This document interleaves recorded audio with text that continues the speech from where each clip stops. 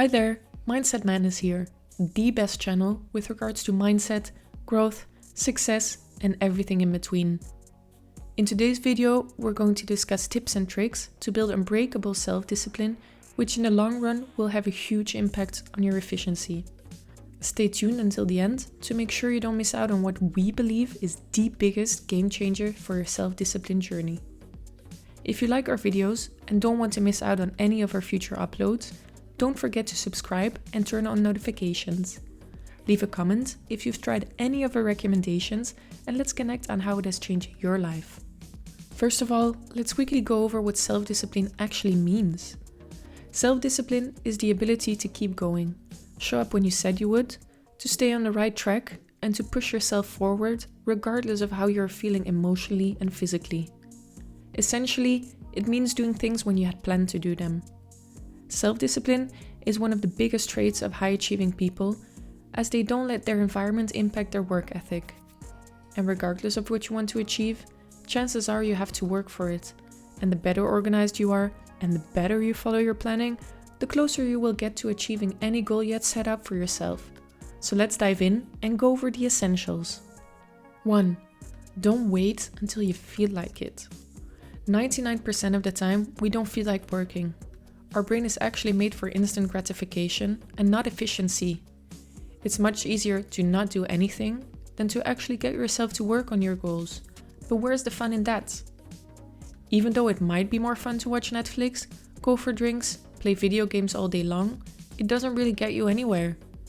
And if you want to reach the goals you set out for yourself and you want to get closer to where you'd ideally see yourself, then you have to work for it. Because if it was easy, then everyone would do it. Most of the people wait for the right mood and until they feel like they want to sit down and work. But reality hits hard when you realize that moment most probably won't ever come. Instead of focusing on the negative aspect of it, like doing the work and spending time on achieving your goals, enjoy the process and focus on how much closer you are getting to where you want to be. You could sit around for hours contemplating when you'll finally put in the work, but you could have already finished if you just started first thing in the morning. The hardest part is not doing the work. The hardest part is getting yourself to start. And instead of thinking about the workout you need to get in, simply put on your workout outfit. Once you've done that, studies have shown that you're 80% more likely to do the workout immediately. You don't have to set yourself a goal of a 1-hour workout. How about starting with a 10-minute workout and continuing if you feel like it? The 3 seconds rule is widely used by some of the self-discipline experts. The rule states that when you don't want to do something, count to 3 and just do it. Give yourself those 3 seconds to turn off your I don't want to do this switch and turn it into a let's just go for it and get it done. I promise you'll feel so productive and grateful afterwards. 2. Get rid of any distraction. When you're working, make sure that you don't get tempted by doing something else. Create a productive work environment for yourself without any distractions. If you're dieting, don't buy any unhealthy things that don't fit into your nutrition plan. If you don't have anything laying around, you're less likely to hop into your car and drive to the closest grocery store to buy what you're craving. On the other hand, if you just need to open your fridge to get any of these snacks, the border is so much easier to cross, as it doesn't really give you time to think about your actions. If you're trying to write an essay, but your TV is turned on next to you, it's so easy to turn off your laptop and hop on the couch to watch your favorite series. Plus, you get instant gratification out of it, right? All of these temptations need to be restricted. The easier you make it for yourself, the higher your success rate will be. You don't have to get rid of everything, but just make sure that you don't make it too easy either. Give yourself time to work and give yourself time to relax. Give yourself clear goals so you know that when you are done for that day, you get to enjoy something else. 3. Set achievable goals. And this is what we call SMART goals.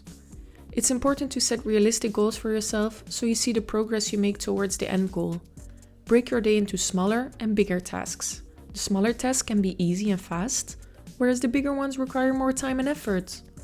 By combining both, you give yourself room for instant gratification, like making up your bed, cleaning the kitchen, or simply drinking 8 glasses of water per day. By doing these smaller tasks first, they will get you in the right productive mindset you want to be in for the rest of the day, where you need to tackle these bigger things. You can use the SMART method to clearly define the goals. SMART stands for goals with the following characteristics: specific, measurable, achievable, relevant, and time-based. Specific goals can answer the following question: what is the objective and how will you achieve it? Measurable relates to quantifying your goal, like how many miles do you need to run or how much do you want to make by the end of the month. Then goals should also be achievable. Don't set yourself up for failure by setting the bar too high. You can first test and try it out and set your goal where you think it should be. If you feel like it didn't require any effort, higher the bar. And do it the other way around for lowering the bar. A relevant goal is one that matters. Why do you want to reach this objective and what is the benefit? Then finally, the time-based aspect of your goals, which simply states that you need to give yourself an end date, an expiry date for your goal. You can basically see it as a deadline. If you don't define when you want to have this done, you don't have any idea when you should work on it either. So let's take an example. You want to lose weight, but if you don't define how much weight and by when you want to see the weight gone, how can you work towards achieving it? By clearly defining the expiry date, you're sure to focus on it frequently. Your essay needs to be written by the end of the week, so you need to work on it every single day of this week. If you don't give yourself that deadline, you won't feel any pressure to work towards it, and get the work done in time might be a difficult one. It might take weeks or even years, depending on your goals, to finally reach them. 4. Think long term. We're too often too focused on short-term benefits that we lose track of what really matters. Short-term gratification often doesn't lead to long-term success, and the latter is the consequence of consistent work. The only difference between successful and unsuccessful people is that the unsuccessful ones don't put in the frequent work to reach their ambitions. They too often think that putting in work now and then can lead to great achievements, but no marathon runner runs 3 or 4 times a month to break a record. Let's take an example. Usain Bolt. We've all heard of him, right?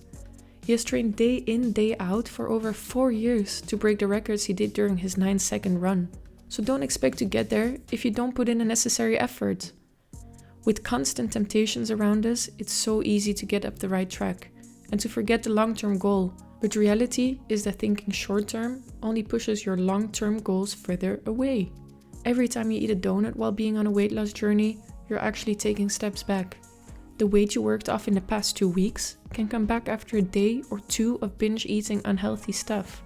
Focus on what really matters. Remind yourself day in, day out of why you're doing it. Because if you lose sight of the reason behind your ambitions, you won't see any use in chasing them anyway.